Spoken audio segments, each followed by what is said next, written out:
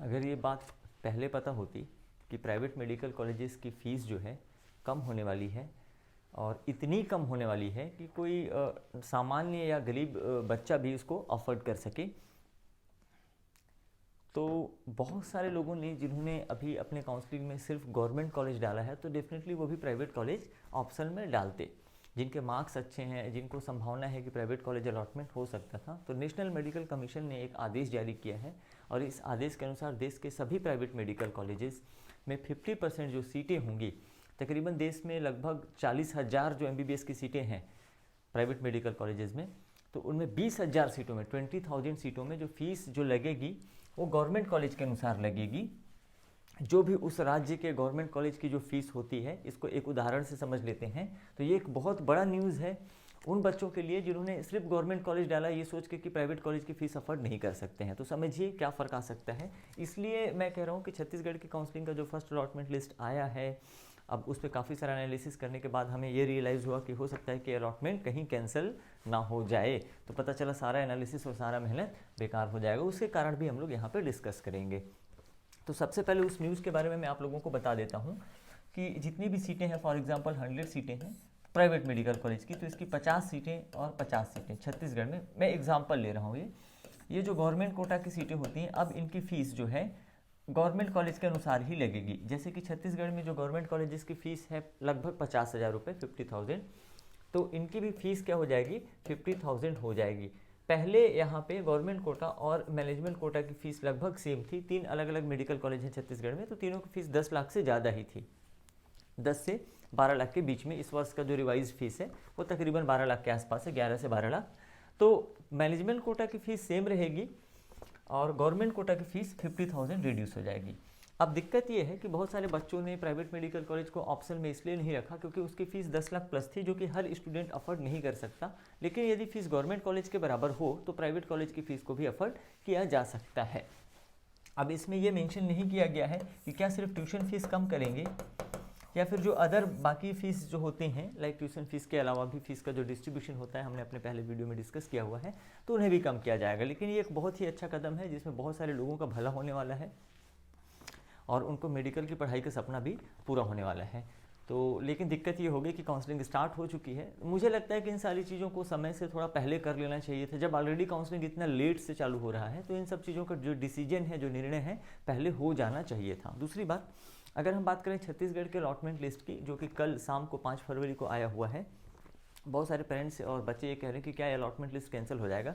चलिए देखते हैं कि क्यों कैंसिल हो सकता है या नहीं हो सकता है। सबसे पहली बात ध्यान से समझिएगा, 4 फरवरी को CGDME की साइट पे एक नोटिफिकेशन आता है। यह नोटिफिकेशन नर्सिंग के काउंसलिंग से संबंधित है, जिसके अनुसार हाई कोर्ट के अकॉर्डिंग, है ना, हाई कोर्ट के निर्देशानुसार कुछ नए नर्सिंग संस्थाओं का नाम इंक्लूड किया गया है, उनकी सीटों को इंक्लूड किया गया है। मैं नर्सिंग संस्थाओं की बात कर रहा हूँ। अब नर्सिंग काउंसलिंग में जब शामिल किया है जिन्हें पूर्व में शामिल नहीं किया गया था, तो जब हाई कोर्ट ने EWS सीट बढ़ाने के लिए, देखिए ध्यान समझिएगा, छत्तीसगढ़ में 2 ऐसे मेडिकल कॉलेज हैं, एक कांकेर और एक है अंबिकापुर। तो यहाँ पर फिलहाल EWS की सीटें नहीं हैं। तो हाई कोर्ट ने जब निर्देशित किया है कि कांकेर में और अंबिकापुर में भी EWS की सीटें होनी चाहिए। इस पर वीडियो मुझे काफ़ी पहले बनाना था, बट तबीयत खराब होने के कारण मैं कुछ दिनों से वीडियो नहीं बना पा रहा था। शायद आप मेरी आवाज़ से समझ भी पा रहे होंगे। तो जब हाई कोर्ट ने ये निर्देशित कर दिया है कि अंबिकापुर में और कांकेर में भी EWS की सीटें आनी चाहिए, होनी चाहिए, तो जब अलॉटमेंट अभी दिया गया 5 फरवरी को, तो EWS की सीटों को यहाँ पे इंक्लूड नहीं किया गया है, जो कि होना चाहिए। जब नर्सिंग की काउंसलिंग में इंटरफेरेंस हो सकता है तो MBBS की काउंसलिंग में इंटरफेरेंस क्यों नहीं हो सकता। दूसरी चीज़, कभी भी अलॉटमेंट आने से पहले सीट मैट्रिक्स को दिया जाना चाहिए। चाहे आपने जिस पुराने साल के सीट मैट्रिक्स के अकॉर्डिंग अलॉटमेंट किया है या नया सीट मैट्रिक्स बनाया है, तो उसके अकॉर्डिंग आपको सीट मैट्रिक्स दिया जाना चाहिए। जब PG NEET post graduation PG NEET की स्टेट कोटा की जो काउंसलिंग हुई थी, तो उसके लिए सीट मैट्रिक्स दिया गया था, और लेकिन नीट UG में ये सीट मैट्रिक्स नहीं दिया गया है। पेरेंट्स और बच्चे ये जानना चाहते हैं कि भाई अलॉटमेंट CGDME अपने मन के अनुसार ही करता है, अपने अकॉर्डिंग ही करता है, लेकिन अलॉटमेंट करने से पहले ये क्लियर होना चाहिए कि कौन से कॉलेज में टोटल कितनी सीटें हैं, कौन सी कैटेगरी में कितनी सीटें हैं, और उसके अकॉर्डिंग बच्चे अपना सेकेंड राउंड में कितना अपग्रेड हो सकता है, नहीं हो सकता है, इन सब की संभावना पर भी डिस्कस करते हैं।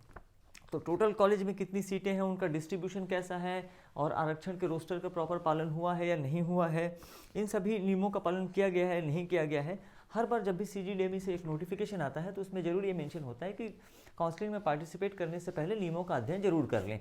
तो मैं भी आप लोगों से एक रिक्वेस्ट करूंगा कि अलॉटमेंट देने से पहले नियमों का अध्ययन कर लें। अलॉटमेंट से पहले आपको सीट मैट्रिक्स देना जरूरी है, प्लस आपने अलॉटमेंट रिलीज़ कर दिया, किसी भी कॉलेज का फाइनल फीस स्ट्रक्चर आपने रिलीज़ नहीं किया, किसके नाम से कितनी DD बनानी है, कहाँ बनानी है, ये सारी चीज़ें आपको पहले क्लियर करनी चाहिए।